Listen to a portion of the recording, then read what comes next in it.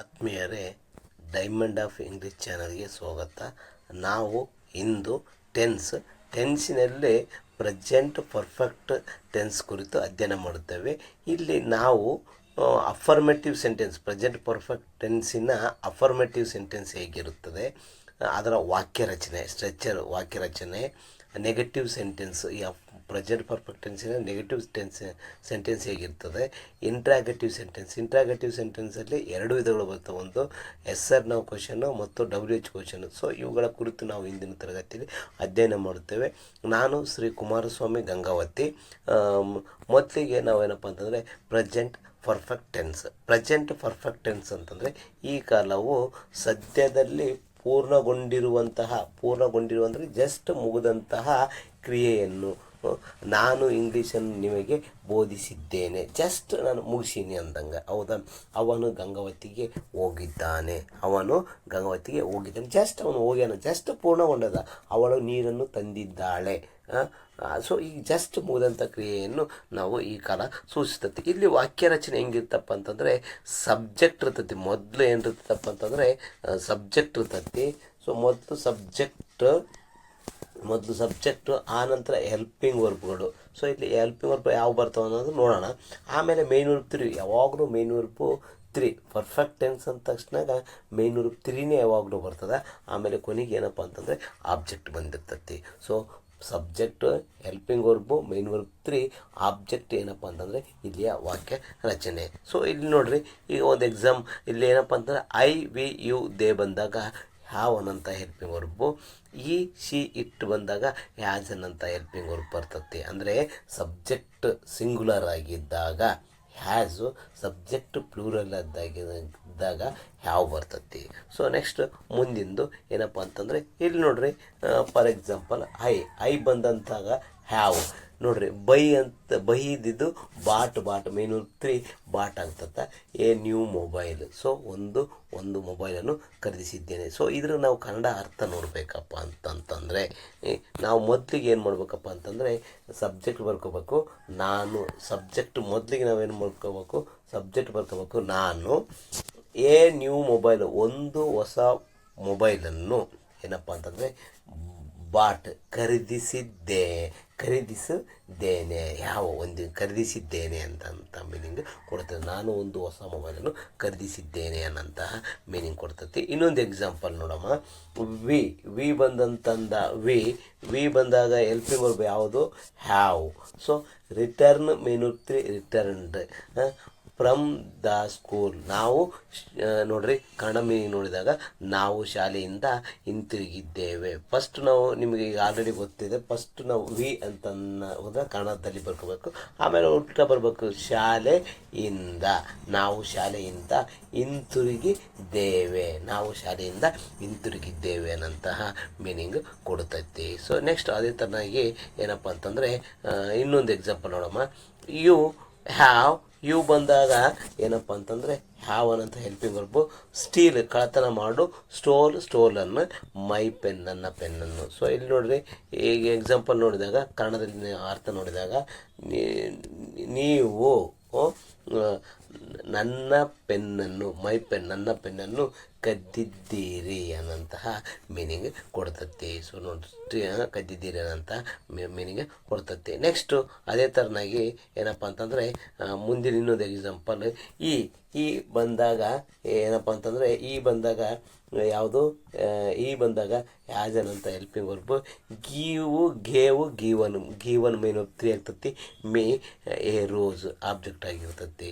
ಇಲ್ಲಿ ನೋಡ್ರಿ, ಕನ್ನಡ ಅರ್ಥ ನೋಡಿದಾಗ ಇಲ್ಲಿ ನೋಡ್ರಿ, ಅವನು, ಈ ಫಸ್ಟ್ ನಾವೇನು ಮಾಡ್ಕೋಬೇಕು, ಯಾವ್ದು ಬರ್ಕೋಬೇಕು? ಸಬ್ಜೆಕ್ಟನ್ನು ಬರ್ಕೋಬೇಕು. ಮೊದಲು ಸಬ್ಜೆಕ್ಟ್ ಯಾವುದೈತಿ? ಈ ನೆಕ್ಸ್ಟು ಏನಪ್ಪ ಅಂತಂದರೆ ಅವನು, ಈ ಅಂದರೆ ಅವನು. ಎ ರೋಜ್, ಒಂದು ಗುಲಾಬಿಯನ್ನು. ನನಗೆ ಒಂದು ಗುಲಾಬಿಯನ್ನು. ಗೀವ್, ಕೊಟ್ಟಿದ್ದಾನೆ ಅನ್ನಂತಹ ಮೀನಿಂಗ್ ಕೊಡ್ತೈತಿ. ಸೊ ಅದೇ ಥರನಾಗಿ ನೆಕ್ಸ್ಟ್ ಎಕ್ಸಾಂಪಲ್ಗೆ ಹೋಗೋಣ. ಏನಪ್ಪ ಅಂದರೆ ಶಿ ಅಂದಾಗ ಹೆಲ್ಪಿಂಗ್ ವರ್ಬ್ ಯಾವುದು? ಹ್ಯಾಸ್. ಡ್ರಾ, ಚಿತ್ರ ಬಿಡಿಸು. Drawn, a beautiful picture. ಒಂದು ಬ್ಯೂಟಿಫುಲ್, ಸುಂದರವಾದ ಪಿಕ್ಚರ್ ಅಂದರೆ ಚಿತ್ರವನ್ನು. ನೋಡ್ರಿ, ಈಗ ಕನ್ನಡ ಅರ್ಥ ನೋಡೋಣ. ಇಲ್ಲಿ ನೋಡ್ರಿ, ಅವಳು ನಾವೇನು ಬರ್ಕೋಬೇಕು, ಅವಳು ಶಿ ಸಬ್ಜೆಕ್ಟ್ ಬರ್ಕೋಬೇಕು, ಆಮೇಲೆ ಉಲ್ಟಾ ಬರ್ಬೇಕು. ಎ ಬ್ಯೂಟಿಫುಲ್ ಪಿಕ್ಚರ್, ಅವಳು ಒಂದು ಸುಂದರವಾದ ಚಿತ್ರವನ್ನು ಚಿತ್ರವನ್ನು ಬಿಡಿಸಿದ್ದಾಳೆ ಅನ್ನಂಥ ಮೀನಿಂಗ್ ಕೊಡ್ತೈತಿ. ಸೊ ಅದೇ ಥರವಾಗಿ ಇನ್ನೊಂದು ಎಕ್ಸಾಂಪಲ್, ಇಟ್ಟು ಬಂತಂದಾಗ ಹೆಲ್ಪಿಂಗ್ ವರ್ಬು ಹ್ಯಾಸ್ ಬೈಟ್ ಕಚ್ಚು, ಬಿಟ್ಟನ್ ಕಚ್ಚಿದ್ದ, ಅದು ಕಚ್ಚಿದೆ. ಟು ಮೈ ಫ್ರೆಂಡ್, ಟು ಅಂದರೆ ಗೆ, ಮೈ ಫ್ರೆಂಡ್ ಅಂದರೆ ನನ್ನ ಗೆಳೆಯನಿಗೆ, ಅದು ನನ್ನ ಗೆಳೆಯನಿಗೆ ಕಚ್ಚಿದೆ. ಕನ್ನಡದ ಅರ್ಥದ ನೋಡಿದಾಗ ಏನಪ್ಪ ಅಂತಂತಂದರೆ ಸೊ ಅದು ಫಸ್ಟ್ ಬರ್ಕೋಬೇಕು. ಅದು ಮೈ ಫ್ರೆಂಡ್ ನನ್ನ ಗೆಳೆಯ, ಟು ಅಂದರೆ ಗೆ, ನನ್ನ ಗೆಳೆಯನಿಗೆ ಕಚ್ಚಿದೆ ಅನ್ನೋಂಥ ಮೀನಿಂಗ್ ಕೊಡ್ತೈತಿ. ನೆಕ್ಸ್ಟು ಅದೇ ಥರನಾಗಿ ಇನ್ನೊಂದು example, they have broken chairs. ನೋಡ್ರಿ, ದೇ ಬಂದಾಗ ಹ್ಯಾವನಂತ ಹೆಲ್ಪಿಂಗ್ ವರ್ಬ್ ಬಳಸ್ತೀವಿ. ನೆಕ್ಸ್ಟ್ ಬ್ರೇಕ್ ಮುರಿ, ಬ್ರೋಕನ್ ಮೇನ್ 3 ಆಗ್ತೈತಿ. ಚೇರ್ಸ್ ನೋಡ್ರಿ, ಕನ್ನಡ ಮೀನಿಂಗು ಫಸ್ಟಿಗೆ ನಾವೇನು ಮಾಡ್ಬೇಕಪ್ಪ ಅಂತಂದರೆ ದೇ ಬರ್ಕೋಬೇಕಾದ್ರೆ, ದೇ ಮೀನ್ಸ್ ಏನಪ್ಪ ಅಂತಂದ್ರೆ ಫಸ್ಟಿಗೆ ಸಬ್ಜೆಕ್ಟ್ ಬರ್ಕೋಬೇಕು. ಸಬ್ಜೆಕ್ಟ್ ದೇ ಚೇರ್ಸ್ ಕುರ್ಚಿಗಳನ್ನು ಬ್ರೋಕನ್ ಮುರಿದಿದ್ದಾರೆ ಅನ್ನೋಂತಹ ಮೀನಿಂಗ್ ಕೊಡ್ತತಿ. ನೆಕ್ಸ್ಟ್ ಈ ಥರ ಏನಪ್ಪ ಅಂತಂದರೆ ಇಲ್ಲಿವರೆಗೆ ಏನಪ್ಪ ಅಂತಂದರೆ ನಾವು ಪ್ರೆಸೆಂಟ್ ಪರ್ಫೆಕ್ಟ್ ಟೆನ್ಸಿನ ಅಫರ್ಮೇಟಿವ್ ಸೆಂಟೆನ್ಸ್ ಅಂತಂದರೆ ಒಂದು ಏನಪ್ಪ ಅಂದರೆ ಹೇಳಿಕೆಯನ್ನು ನೀಡುವಂಥ ವಾಕ್ಯಗಳನ್ನು ನೋಡಿದ್ವಿ. ಈಗ ಮುಂದಿನದಾಗಿ ಏನಪ್ಪ ಅಂತಂದರೆ ನೆಗೆಟಿವ್ ಸೆಂಟೆನ್ಸ್ ಅಂತಂದರೆ ಇಲ್ಲ ಅನ್ನೋಂಥ ಪದವನ್ನು ಬಳಸುವುದಕ್ಕೆ ನೆಗೆಟಿವ್ ಸೆಂಟೆನ್ಸ್ ಬರ್ತದೆ. ನೆಗೆಟಿವ್ ಸೆಂಟೆನ್ಸಲ್ಲಿ ಏನಾಗ್ಯಪ್ಪ ಅಂದ್ರೆ ಸಾಮಾನ್ಯವಾಗಿ ನಾಟ್ ಬರ್ತದೆ. ನಾಟ್ ಯಾವಾಗಲೂ ಹೆಲ್ಪಿಂಗ್ ವರ್ಬ್ ನಂತರ ಏನಪ್ಪ ಅಂತಂದರೆ ನಾಟ್ ಬರ್ತದೆ. ಈಗ ವಾಕ್ಯರಚನೆ ನೋಡಮ್ಮ. ಇಲ್ಲಿ ನೋಡ್ರಿ, ಫಸ್ಟಿಗೆ ನೆಗೆಟಿವ್ ಸೆಂಟೆನ್ಸ್ ಅಂದ ತಕ್ಷಣ ನನ್ನ ಸಬ್ಜೆಕ್ಟ್ ಬರೀಬೇಕು. ಆಮೇಲೆ ಏನಪ್ಪ ಅಂತಂದರೆ ಹೆಲ್ಪಿಂಗ್ ವರ್ಬ್. ಇಲ್ಲಿ ನೋಡ್ರಿ, ಈ ಪ್ರೆಸೆಂಟ್ ಪರ್ಫೆಕ್ಟ್ ಟೆನ್ಸ್ನಲ್ಲಿ ಎರಡು ಹೆಲ್ಪಿಂಗ್ ವರ್ಬ್ ಬರ್ತಾವೆ, ಒಂದು ಹ್ಯಾವು ಅಥವಾ ಹ್ಯಾಸು. ನೆಕ್ಸ್ಟ್ ಅದಾದ ನಂತರ ನಾಟ್, ಆಮೇಲೆ ಮೇನ್ ವರ್ಬ್ 3. ಯಾವಾಗಲೂ ಪ್ರೆಸೆಂಟ್ ಪರ್ಫೆಕ್ಟ್ ಟೆನ್ಸ್ನಲ್ಲಿ ಮೇನ್ ವರ್ಬ್ 3 ಇರ್ತೈತಿ. ಆಮೇಲೆ ಕೊನೆಗೆ ಏನಪ್ಪ ಅಂತಂದರೆ ಆಬ್ಜೆಕ್ಟ್ ಬರ್ತೈತಿ. ಇಲ್ಲಿ ನೋಡ್ರಿ ಇಲ್ಲಿ ಸೇಮ್ ವಿ ಯು ದೇ ಬಂದಾಗ ಹ್ಯಾವು, ಈ ಶೀಟ್ ಬಂದಾಗ ಹ್ಯಾಸ್. ಸಿಂಗುಲರ್ ಇದ್ದಾಗ ಏನಪ್ಪ ಅಂದರೆ ಹ್ಯಾಸ್ ಬರ್ತದೆ, ಪ್ಲೂರಲ್ ಇದ್ದಾಗ ಹ್ಯಾವ್ ಬರ್ತದೆ, ನಿಮಗೆ ಗೊತ್ತಿದ್ದೇ ಐತಿ. ನೆಕ್ಸ್ಟ್ ಏನಪ್ಪ ಅಂತಂದರೆ I have bought a new mobile. ನಾವು ಈಗ ಆಲ್ರೆಡಿ ನೀವು ನೋಡಿದ ಅರ್ಥ, ನಾನು ಒಂದು ಹೊಸ ಮೊಬೈಲನ್ನು ಖರೀದಿಸಿದ್ದೇನೆ. ಸೊ ಇದನ್ನು ನೆಗೆಟಿವ್ ಸೆಂಟೆನ್ಸ್ ಮಾಡಬೇಕಪ್ಪ ಅಂತಂತಂದರೆ ಇಲ್ಲಿ ನೋಡ್ರಿ, ಫಸ್ಟ್ ನಾವು ಏನು ಮಾಡ್ಕೋಬೇಕು, ಐ ಬರ್ದ್ವಿ. ಐ ಬಂದಾಗ ಹೆಲ್ಪಿಂಗ್ ವರ್ಬು ಹ್ಯಾವು. ನೋಡ್ರಿ, ನೆಗೆಟಿವ್ ಸೆಂಟೆನ್ಸ್ ಎಲ್ಲ ನಾಟ್ ಬರಿಬೇಕು. ನಾಟ್ ಯಾವಾಗಲೂ ಹೆಲ್ಪಿಂಗ್ ವರ್ಬ್ ನಂತರ ಇರ್ತೈತಿ. So not. Next bought a new mobile. ನೋಡ್ರಿ, ನಾವಿಲ್ಲಿ ಏನು ಮಾಡಿದ್ವಿ, ಹೆಲ್ಪಿಂಗ್ ವರ್ಬ್ ನಂತರ ಕೇವಲ ನಾಟ್ ಸೇರಿಸಿದ ತಕ್ಷಣ ಏನಾಗಿಬಿಡ್ತೈತಿ, ನೆಗೆಟಿವ್ ಸೆಂಟೆನ್ಸ್ ಆಗ್ತೈತಿ. ಸೊ ಇದರ ಅರ್ಥ ನೋಡಿದಾಗ ನಾನು ಒಂದು ಹೊಸ ಮೊಬೈಲನ್ನು ಖರೀದಿಸಿಲ್ಲ. ನೋಡ್ರಿ, ಖರೀದಿಸಿದ್ದೇನೆ, ನಾಟ್ ಖರೀದಿಸಿಲ್ಲ. ನೋಡ್ರಿ, ಯಾವ ನಾಟ್ ಖರೀದಿಸಿಲ್ಲ ಅನ್ನಂಥ ಮೀನಿಂಗನ್ನು ಕೊಡ್ತೈತಿ. ಅದೇ ಥರ ಈ ಇನ್ನೊಂದು ಎಕ್ಸಾಂಪಲ್ ನೋಡೋಣ. ಸೊ ಈ has given me a rose. ಅವನು ಒಂದು ಗುಲಾಬಿಯನ್ನು ನನಗೆ ಕೊಟ್ಟಿದ್ದಾನೆ. ಸೊ ಇದನ್ನು ನೆಗೆಟಿವ್ ಮಾಡಿದಾಗ ಸೇಮ್ ಹೆಲ್ಪಿಂಗ್ ವರ್ಬ್ ನಂತರ ಅಂದರೆ ಹ್ಯಾಸ್ ನಂತರ ನಾಟ್ ಹಾಕಿಬಿಟ್ರೆ ಅಂದರೆ ಅದಕ್ಕೆ ಏನಪ್ಪ ಅಂದರೆ ನೆಗೆಟಿವ್ ಸೆಂಟೆನ್ಸ್ ಆಗಿರ್ತದೆ. Example, he has not given me a rose. ಅವನು ಹೆಲ್ಪಿಂಗ್ ವರ್ಬ್ ನಂತರ ನಾವೇನು ಮಾಡೀವಿ, ಹೆಲ್ಪಿಂಗ್ ವರ್ಬ್ ಎಲ್ಲೈತಿ, ಹೆಲ್ಪಿಂಗ್ ವರ್ಬ್ ಹ್ಯಾಸ್ ಆದ ನಂತರ ನಾವೇನು ಮಾಡೀವಿ, ನಾಟ್. ಸೊ ಹೆಲ್ಪಿಂಗ್ ವರ್ಬ್ ನಂತರ ನಾಟ್ ಹಾಕ್ಬೇಕಂದ್ರೆ ನೆಗೆಟಿವ್ ಸೆಂಟೆನ್ಸ್ ಆಗ್ತತಿ. He has not given me a rose. ಇಲ್ಲಿ ನೋಡ್ರಿ, ಇದರ ಕನ್ನಡ ಮೀನಿಂಗ್ ನೋಡಿದಾಗ ಅವನು ಒಂದು ಗುಲಾಬಿಯನ್ನು ನನಗೆ ಕೊಟ್ಟಿದ್ದಾನೆ. ಇದು ನೆಗೆಟಿವ್ ಸೆಂಟೆನ್ಸ್, ಕೊಟ್ಟಿಲ್ಲ ಅನ್ನಂತಹ ಮೀನಿಂಗನ್ನು ಕೊಡ್ತೈತಿ. ಸೊ ನೆಗೆಟಿವ್ ಸೆಂಟೆನ್ಸ್ ಅಂದರೆ ಭಾಳ ಸಿಂಪಲ್. ನೆಗೆಟಿವ್ ಸೆಂಟೆನ್ಸ್ ಅಂದ ತಕ್ಷಣ ನಾಟ್ ಬರಬೇಕು. ನಾಟ್ ಯಾವಾಗಲೂ ಏನಾಗಿರ್ತೈತಪ್ಪ ಅಂತಂದರೆ ಹೆಲ್ಪಿಂಗ್ ವರ್ಬ್ ನಂತರ ನಾಟ್ ಬಂದಿರ್ತೈತಿ. ಸೊ ಈಗ ಮುಂದಿನದಾಗಿ ಇಂಟ್ರಾಗೇಟಿವ್ ಸೆಂಟೆನ್ಸಲ್ಲಿ ಮೊದಲು ನಾವು ಎಸ್ ಆರ್ ನೌ ಕ್ವಶನನ್ನು ನೋಡಮ್ಮ. So S R now question ಅಂದರೆ ಏನಪ್ಪ ಅಂತಂದರೆ ಹೆಲ್ಪಿಂಗ್ ವರ್ಬ್ದಿಂದ ಸ್ಟಾರ್ಟ್ ಆಗಿರ್ತೈತಿ. ಅದಕ್ಕೆ ನಾವು ಎಸ್ ಆರ್ ನೌ ಕ್ವಶನ್ ಅಂತ ಕರಿತೀವಿ. ಸೊ ಹೆಲ್ಪಿಂಗ್ ವರ್ಬ್ದಿಂದ ಸ್ಟಾರ್ಟ್ ಆಗಿರ್ತೈತಿ. ನೋಡಿರಿ, ಫಸ್ಟ್ ಫಸ್ಟ್ ಹೆಲ್ಪಿಂಗ್ ವರ್ಬ್ ಇರ್ತೈತಿ, ಆಮೇಲೆ subject, main verb 3, object, question mark ಇರ್ತೈತಿ. ಸೊ ಹೆಲ್ಪಿಂಗ್ ವರ್ಬ್ ಈ ಟೆನ್ಸ್ನಲ್ಲಿ ಯಾವ ಅದಾವ ಅಂತ ಗೊತ್ತದ.